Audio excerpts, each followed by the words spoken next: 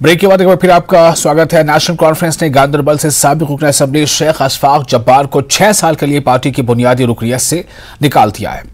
शेख अशफाक जब्बार के national conference से अखराज ने एक बार फिर इस मामले पर बीजेपी और अपोजिशन जमातों के दरमियान गर्मा गर्म बहस छेड़ दी है। पेश है ये खास रिपोर्ट।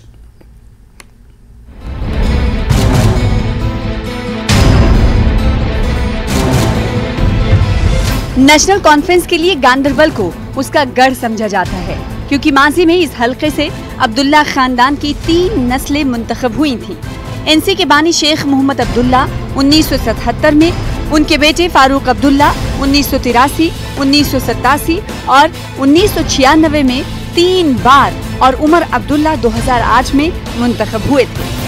साबिक वजीर मरहूम शेख जब्बार के बेटे शेख अशफाक जब्बार गांधरबल से नेशनल कॉन्फ्रेंस के टिकट पर इलेक्शन में उतरे और 2014 की असेंबली इंतखाबात में कामयाबी हासिल की। इससे कबल अशफाक जब्बार ने कांग्रेस की टिकट पर 2 से ज्यादा बार इंतखाबात में हिस्सा लिया, लेकिन हमेशा नाकाम रहे। लेकिन अब एक बार फिर सूरत हाल बिल्कुल बदल गई, क्योंकि शेख अशफाक जब्बार का नेशनल कॉन्फ्रेंस से कोई ताल्लुक नहीं रहा। पार्टी ने अपने ऑफिशियल ट्विटर हैंडल से अशफाक जब्बार को पार्टी मुखालिफ सरगर्मियों में मुलव्विस होने पर 6 साल के लिए पार्टी रुकनियत से मुअत्तल करने का ऐलान किया है।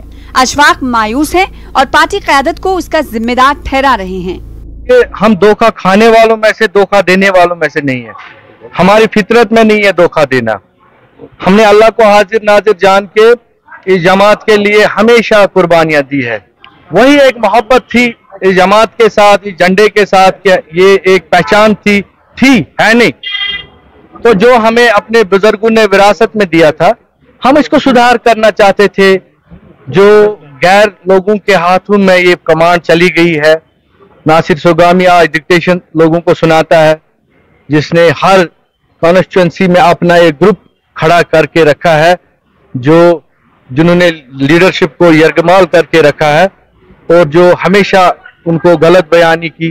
और हमने काफी बर्दाश्त किया इस जमात में रह के, और हमने हमेशा इनको वो बात कही कि जो जमात के लिए ठीक थी, लेकिन उनको शायद जमी नहीं। तो दुख इस बात का है कि जो फारूक साहब ने जो टाइमिंग इसके लिए मुकर्रर की, वो मेरे वालिद का 34वां यौम वफात था। मुझे बहुत सारे साथियों ने कहा आप रिजाइन कर दीजिए, मुझे दिन में ही पता चला था। तो आप किस चीज का इंतजार कर रहे हैं? मैं चाहता था कि मैं धोखा नहीं दूंगा, मैं धोखेबाजों में से नहीं हूं। मैंने कहा यही करने चाहिए इनकी तरफ से, चाहे मुझे उसमें थोड़ा मुझे दिक्कत भी हुई, मुझे जमीर को अपने मारना पड़ा। अभी भी मैं अंदर से मेरा खून जल रहा है, आपको नहीं पता मेरे से मुझे क्या होगा। 10 साल बहुत दर्द हो, अभी भी दर्द है। वो दर्द में प्रैक्टिकली अब दिखाऊंगा इनको, वो लोग फैसले जवाब देंगे इनको उस दर्द का। जम्मू कश्मीर में पीडीपी की तरह नेशनल कॉन्फ्रेंस ने कभी इस तरह की सूरत हाल का मुशाहिदा नहीं किया है। ये सिर्फ पीडीपी ही है जिसको पिछले 5 सालों में बहुत बड़ा धचका लगा है, जिसके कई लीडरों, साबिक वुज़रा और कारकुनों ने या तो पार्टी से इस्तीफा दे दिया या पार्टी की तरफ से हटा दिया गया। इससे पहले पीडीपी की सरबराह महबूबा मुफ्ती ने इल्जाम लगाया था कि बीजेपी ने अपने लीडरों में खौफ पैदा करने के लिए पिट्ठू की ताकत और एजेंसियों का इस्तेमाल किया, जिसकी वजह से वो पार्टी से बाहर हो गए। अब नेशनल कॉन्फ्रेंस की क़यादत अशफाक जब्बार के बाहर जाने पर बीजेपी पर वही इल्जामात लगा रही है। कोई शक नहीं है कि हमारे लोगों के ऊपर भी प्रेशर खतरनाक किस्म का है, लेकिन हमारी जो रवायत हैं, हमारी जो पॉलिसी और प्रोग्राम है पार्टी का, उसमें हम एक दूसरे के साथ शेयर करते हैं क्या है क्या नहीं है। लेकिन हम समझते हैं कि कोई भी आदमी जो पार्टी की डिसिप्लिन से बाहर, पॉलिसी मैटर से बाहर जाएगा, वो फिर पार्टी में नहीं रहता है। बाकी रहा यह कि बीजेपी पूरी कोशिश कर रही है, जिस तरह पीडीपी को किया।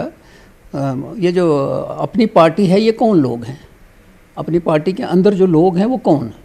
वो एक ज़माने में तो पीडीपी थे, तो सारे ही वहाँ से हैं, और वो वही लोग हैं जो अपनी प्रॉपर्टियाँ बचाने के लिए वहाँ से वापस आ गए हैं। अगर उसको ऐसा लगता था तो उसने कभी लीडरशिप से बात की, कभी हाईकमांड से बात की कि किस जगह पे उसको नहीं सुना गया और किस मामले में नहीं सुना गया, बल्कि वो हमेशा अलग थलग से एक जो चीज़ कर रहा था वो पार्टी बर्दाश्त नहीं करती। कि शेख जब्बार साहब को जो नेशनल कॉन्फ्रेंस ने निकाला, वो नेशनल कॉन्फ्रेंस का अंदरूनी मसला है, उनकी पार्टी का मसला है।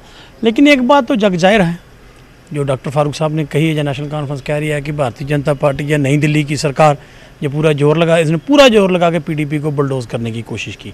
हमारे लोगों को झूठे केसों में उलझाया गया, डराया गया, प्रेशर बनाया गया और जिस तरीके से माहौल पूरे जम्मू कश्मीर में बनाया गया कि उनको डर खतरा था पीडीपी की, ये एक लोगों की आवाम की बात करती है, लोगों की बात करते हैं तो ये हमारे जबर जुल्म के खिलाफ बोलते हैं। तो उन्होंने पूरी कोशिश की हमारी पार्टी को तबाह करने की, इसमें कोई शक नहीं है।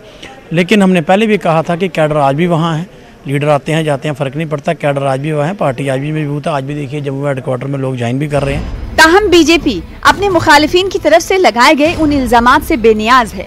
पार्टी लीडरों का कहना है कि एनसी, पीडीपी या कांग्रेस जैसी पार्टियों में अंदरूनी जमहूरियत नहीं है और यही वजह है कि इन पार्टियों के मास बेस लीडर इन्हें छोड़ रहे हैं। नेशनल कॉन्फ्रेंस ने अपने समय पर कार्य किया है, उसके बाद पीडीपी ने अपने समय में कार्य किए हैं। लोग उनकी मानसिकता जो है वो समझ चुके हैं। इन पॉलिटिकल पार्टीज ने और भारतीय जनता पार्टी का किसी दूसरी पॉलिटिकल पार्टी से किसी किस्म का सरोकार नहीं है। हम लोग किसी की लाइन को छोटा नहीं करते, हम लोग अपनी लाइन को जो है वो लंबा करते हैं। लेकिन जहां तक इन पॉलिटिकल पार्टियों का प्रश्न है, चाहे वो नेशनल कॉन्फ्रेंस है, चाहे वो पीडीपी है, इन लोगों ने कभी भी ना देश हित में काम किया है, ना समाज हित में काम किया है, ना ही अपने वर्कर्स के लिए काम किया है। ऐसे समय में उनके वर्कर्स उनको छोड़कर जाते हैं तो ये उनका पार्टी का और ख़ासतौर पर उनकी अपनी सोच है जो उनके कार्यकर्ताओं की है। ज़बार के साथ और उस टीम में जब ज़बार भी एमएलए था, मैं भी एमएलए था, लेकिन मेरा मानना है कि उस पॉलिटिकल पार्टी ने, नेशनल कॉन्फ्रेंस ने कभी अपने कार्यकर्ताओं के हित के लिए कभी नहीं सोचा। तो ऐसे समय ये लोग जो हैं उस पार्टी से दूर हो रहे हैं और आज मैं देखा कि उसको 6 वर्ष के लिए पार्टी। और लेफ्टिनेंट गवर्नर मनोज सिन्हा ने कल बारामूला, बांडीपुरा, गांदरबल और शोपियां में पीएम पैकेज के मुलाजमीन के लिए 9 तामीरशुदा 576 रिहायशी मकानात का इफ्तिताह किया। जम्मू और मुल्क के दीगर हिस्सों में मुकीम कश्मीरी माइग्रेंट्स ने एलजी इंतजामिया के इक़दाम का खैरमकदम किया है। इनका कहना है कि पीएम पैकेज मुलाजमीन को रिहाइश के लिए मकानात की बहुत ज्यादा जरूरत है और इससे इनकी बड़ी मदद होगी। माइग्रेंट्स ने मुस्तकबिल में पूरी कम्युनिटी के लिए इसी तरह के रिहाइश गाहों की तामीर का भी मुतालबा किया। जब वो एफिडेविट या कोई भी वार्ड जब लिखा गया था तो उसमें कुछ चीजें जो थी, जो पीएम पैकेज के बच्चों को जो सुविधाएं जो कश्मीर में जो मिलनी चाहिए थी। लेकिन अच्छा इनिशिएटिव है आज की डेट में। गवर्नर साहब को हम मुबारकबाद देना चाहते हैं। ये तो क्लियरफाई नहीं करता है कि हमारा रिटर्न रिहेबिलिटेशन कश्मीर में सिर्फ इसी चीज से होगा। एक पर्टिकुलर सेगमेंट के लिए है जो हमारे पीएम पैकेज के एम्प्लॉय हैं, जो 2010 से वहां जॉब कर रहे हैं, उनकी सुविधा के लिए उनको वादा किया गया था सरकार ने कि आपके लिए रहने की जगह हम दे देंगे। उसमें ये अभी एक कोशिश है जिसको हम वेलकम करते हैं। लोगों को अभी भी नौकरी की जरूरत है।